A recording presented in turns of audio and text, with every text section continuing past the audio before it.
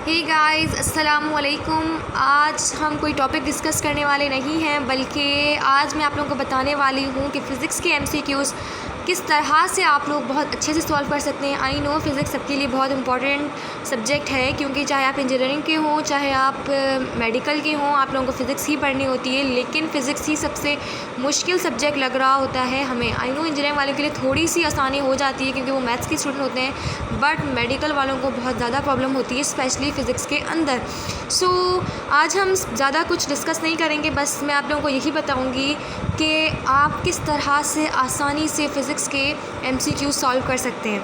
ठीक है, मैं किसी और की बात नहीं करूंगी, बल्कि मैं आप लोगों से अपनी बात शेयर करूंगी कि क्योंकि मैं भी आप लोगों की तरह एक स्टूडेंट हूँ, but I am not the student of first year और इंटर, इतना बताती चलूँ, क्योंकि मैं ना फर्स्ट ईयर की स्टूडेंट हूँ, ना मैं इंटर की स्टूडेंट हूँ। ठीक है, इसके अलावा मैं क्या हूँ बस उसको रहन देते हैं। बाकी आप लोगों को मेरा नाम तो मालूम ही होगा।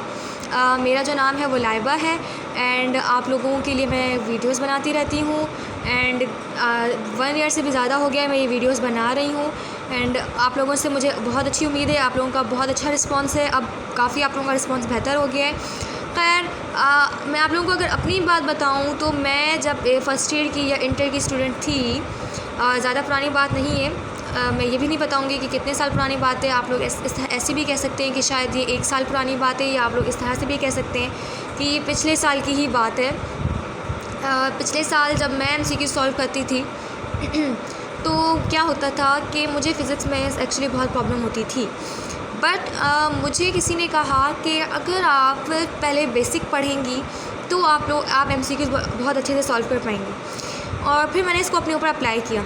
ये जो फ़िज़िक्स के स्टार्टिंग के 7 चैप्टर्स हैं ना, ये 7 चैप्टर्स वो मैंने पूरी बेसिक के साथ पढ़ के इसकी एक एग्जाम्पल सॉल्व करके, इसका एक न्यूमेरिकल सॉल्व करके, इसका एक एमसीक्यू सॉल्व करके, सिर्फ एमसीक्यूज़ मैंने रिसेंट टेक्स्ट बुक के सॉल्व नहीं किए, बल्कि जो पंजाब के एमसीक्यूज़ हैं वो सॉल्व किए। वाइटल पंजाब की मैंने पूरी सॉल्व कर डाली। इसके अलावा हमारे पास बहुत सी फेमस अकेडमीज़ हैं, जैसे स्पार्क के जो एमसीक्यूज़ होते हैं। इसके अलावा मैं जहाँ पे पढ़ती थी वहाँ पे जो अकेडमीज़ के मेरे एमसीक्यूज़ होते थे वो मैंने सॉल्व किए।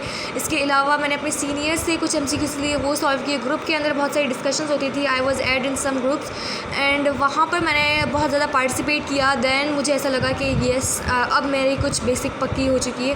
फिर मैं बड़े एमसीक्यूज़ सॉल्व करने की कोशिश करती थी। इसके अलावा मैंने जो पास्ट पेपर्स थे हमारे पास 20 ईयर्स के 2019 तक के, उनको मैंने हज़ारों दफ़ा सॉल्व किया है। आई थिंक मैंने उनको बहुत दफ़ा सॉल्व किया है।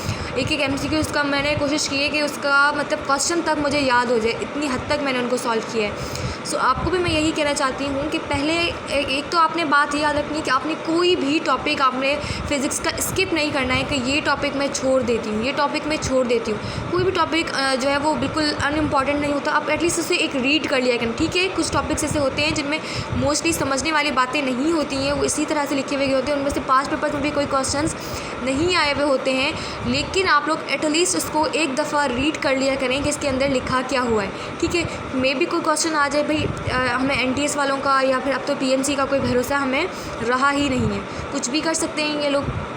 इसलिए आप लोग कोशिश करें कि हर टॉपिक पढ़ें, हर फार्मूला याद कर लें। और याद करना फार्मूला बहुत मुश्किल होता है, क्योंकि जब ऑन द स्पॉट हमें कहीं पे यूज़ करना पड़ जाता है तो हमें याद ही नहीं आ रहा होता कि यहाँ पे फार्मूला लगेगा कौन सा। फार्मूला याद करने के बाद देखें, फॉर एग्जांपल आपने ये जो चैप्टर नंबर 2 है स्केलर एंड वेक्टर, क्योंकि 1 में तो स्पेशली खास एमसीक्यूज़ नहीं है, उसकी मैं बात नहीं कर रही। ये जो स्केलर एंड वेक्टर है इसकी मैं बात करती हूँ। तो अगर आप लोग इस स्केलर एंड वेक्टर पे कोई ना कोई मतलब फॉर एग्जांपल आपने इस पर पूरा जो चैप्टर है ये आपने एक दफ़ा रीड किया। ठीक है, जैसे मैंने आप लोगों को पढ़ाया है, जितना मैंने पढ़ाया है आपने, फॉर एग्जांपल आज आप लोग बैठे, आज आप लोगों ने इसको रीड करना स्टार्ट किया, कल तक आपने इसको रीड किया, आपको 2 दिन लगे, आपने 3 दिन लगाए, इसको आपने पूरा रीड कर लिया। आप इसकी एग्जाम्पल्स छोड़ दो, आप इसकी प्रॉब्लम छोड़ दो, वो ना करो, सिर्फ इसके जो टॉपिक्स हैं उनको आपने पढ़ा। ठीक है, फिर आपने ये सब करने के बाद आपने क्या करनी है, जो इसकी एग्जाम्पल्स हैं ना वो पढ़नी, जो इसमें बुक में सॉल्व वाली एग्जाम्पल होती है ना वो करें आप। वो करने के बाद इसकी जो बैक में जो प्रॉब्लम्स दी हुई हैं फिर आप उनको सॉल्व करें, ठीक है।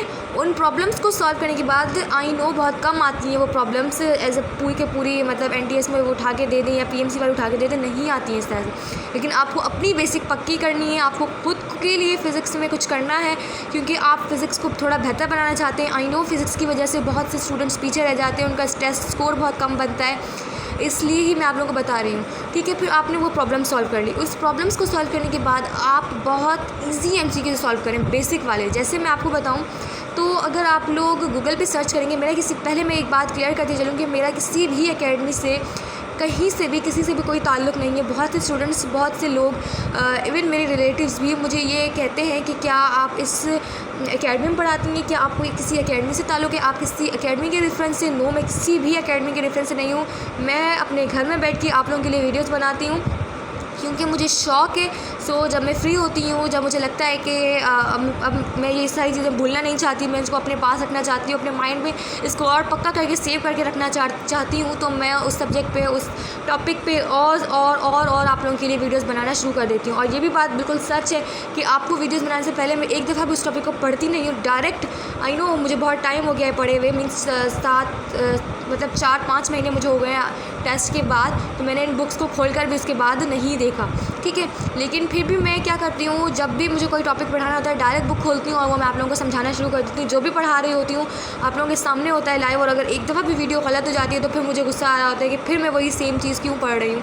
लेकिन फिर भी आप लोगों के लिए वीडियो बनानी होती है क्योंकि वो समटाइम्स मुझसे वीडियो गलत हो जाती है, समटाइम्स उसे सेव करना मैं भूल जाती हूँ, कुछ भी होता रहता है, ठीक है। सो आपने वो प्रॉब्लम सॉल्व करनी है, ठीक है, जो बुक के पीछे दी हुई हैं, ठीक है। इतना करने के बाद एक आप लोग गूगल पे देखेंगे, आप सबको मालूम होगा एक एकेडमी जिसे कहते हैं आदम जी कोचिंग एकेडमी। उसके जो MCQs होते हैं वो बिल्कुल बुक लाइन्स होती हैं, ठीक है। मैं कहती हूँ उस वहाँ पे जो ऑनलाइन आप लोग देखेंगे गूगल पे, उसमें काफ़ी MCQs ऐसे हैं जिनकी की भी गलत है, वो आप लोग ग्रुप में पूछ लें। आप लोगों की ग्रुप जो बनाया है फेसबुक पर, जिसका नाम फ्री ऑनलाइन कोचिंग है, जिसकी लिंक आपको इस वीडियो की डिस्क्रिप्शन में मिल जाएगी, पेज है जिसमें मैं बहुत सी चीज़ें अपलोड करती रहती हूँ, जिसकी लिंक आपको इसी ग्रुप में इसी वीडियो की डिस्क्रिप्शन में मिल जाएगी। उस पर आप लोग वो MCQs शेयर कर दें, ठीक है। मैं आप लोगों को कभी भी मना नहीं करूँगी कि आप लोग किसी भी जो है वो एकेडमी का मतलब के लिए क्यों उसको वो कर रहे हैं, प्रमोशन कर रहे हैं। मैं किसी भी आप लोगों को किसी भी चीज़ से कभी भी मना नहीं करूँगी। आप लोग आएँ, आपको यहाँ पे फुल एजुकेशन मिलेगी, फुल पढ़ें, ठीक है। किसी के लिए भी यहाँ पे कोई रोक टोक नहीं है। इवन जब मैंने ये चैनल स्टार्ट किया तो there was a channel, there was a group जिसने मुझे इवन कि ब्लॉक कर दिया था, जस्ट इस वजह से क्योंकि मैंने अपने चैनल की एक लिंक शेयर की थी। मैं नाम मेंशन नहीं करूँगी, बट वो आप लोगों का ही फेवरेट एक बहुत जाना पहचाना चैनल है, मैं उसका नाम मेंशन आज नहीं करूँगी। खैर रहने देते हैं इस बात को। तो फर्स्ट डे पे ही उन्होंने ब्लॉक कर दिया था। देन आई डिसाइडेड कि मेरा चैनल, मेरा ग्रुप, मेरा पेज सबके लिए होगा, जिस पे हर कोई अपनी मर्ज़ी से अपलोड कर सकेगा, हर कोई फ्री ऑफ कॉस्ट एजुकेशन हासिल कर सकेगा। लोगों की तरह मैं जो है वो इतनी ईगो या फिर एटीट्यूड में कभी भी नहीं आऊँगी। उस दिन भी मैंने डिसाइड कर लिया था जब मेरी कोई फ़र्स्ट वीडियो शायद मैंने कोई अपलोड की होगी लास्ट ईयर अक्टूबर में, ठीक है। सो आपने वहाँ पे आपको जो आदम जी कोचिंग एकेडमी मिलेगी उसके आपने बेसिक वाले MCQs डिस्कस करने हैं, खुद समझने हैं, फ्रेंड्स के साथ डिस्कस करें, ग्रुप पे डिस्कस करें, मुझसे पूछें, ठीक है। वो आप लोगों ने MCQs करने हैं। वो करने के बाद आप लोगों ने क्या करना है, जो पंजाब टेक्स्ट बुक है ना, आप लोगों को PDF में मिल जाएगा। अगर मेरे पास हुआ तो मैं आप लोगों को वो दे दूँगी, PDF फॉर्म में दे दूँगी, ग्रुप में ही शेयर कर दूँगी, पेज पे ही शेयर कर दूँगी। अगर मेरे पास हुआ, नहीं हुआ तो मैं कोशिश करूँगी कहीं से डाउनलोड करके आप लोगों को दे दूँ, ठीक है। सो वो आपने क्या करना है, उसकी जो इंपॉर्टेंट पॉइंट्स हैं या फिर उसके जो सेम टॉपिक्स हैं जो कि saint text book and Punjab text book में सेम है, आपने वो पढ़ने हैं।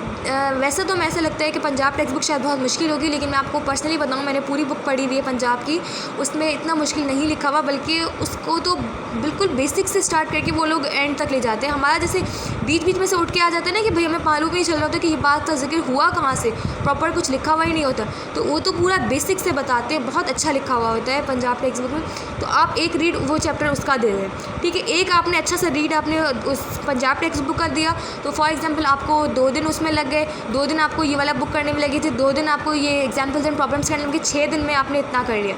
अब आप लोग सॉल्व करें वाइटल के MCQs। वाइटल के मैं कहती हूँ जो फिज़िक्स के MCQs हैं वो बेहतरीन MCQs हैं। मेरे पास वाइटल की जो हमारे पास MCAT की बुक है, जो कि MCAT ECAT दोनों ही यूज़ करते हैं, वो मेरे पास वो बुक है। मैं कोशिश करूँगी वो बुक जो है उसकी पिक्चर्स लेके उसको एडिट वगैरह करके आप लोगों के साथ शेयर कर दूँ।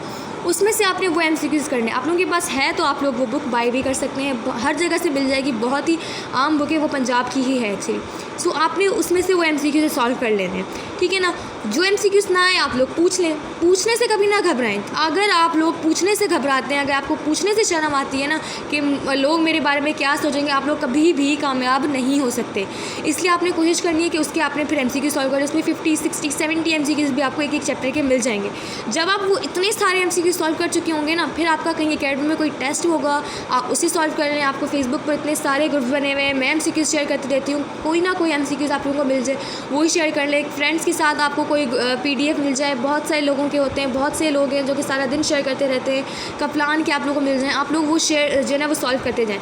इस तरह से 10 दिन में अगर आपने सिर्फ एक चैप्टर ही पढ़ा ना, आप लोग ये ना देखें कि मुझे 10 दिन में 10 चैप्टर्स कवर करने, आप ये देखें कि अगर मैंने 10 दिन में वो एक चैप्टर भी कवर किया है तो वो मैंने ऐसा कवर किया होना चाहिए कि मैं अगले 10 साल तक भी ना भूलूँ। क्या फ़ायदा अगर आपने 10 दिन में 10 चैप्टर्स कवर की और आप उसमें से एक चैप्टर भी समझ ना पाए, और जब सॉल्व करने की बारी आए, समझने की बारी आए, तो आप उसमें से एक MCQs भी सॉल्व ना कर पाएँ।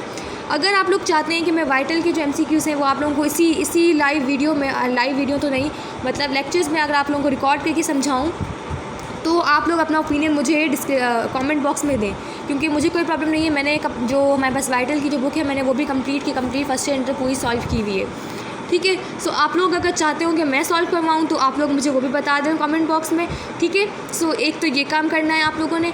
फिर जब आप 10 दिन में उस चैप्टर को पढ़ चुके होंगे, वो चैप्टर आपके लिए इतना ईजी हो चुका होगा, आप अनीस हुसैन के MCQ सॉल्व करें, उसके भी आपको PDF मिल जाएंगे, और वो PDF मैंने बहुत दफ़ा शेयर भी किया है, ठीक है। और पिक्चर्स की फॉर्म में भी मैंने उसको शेयर किया है, वो आप MCQ सॉल्व करें।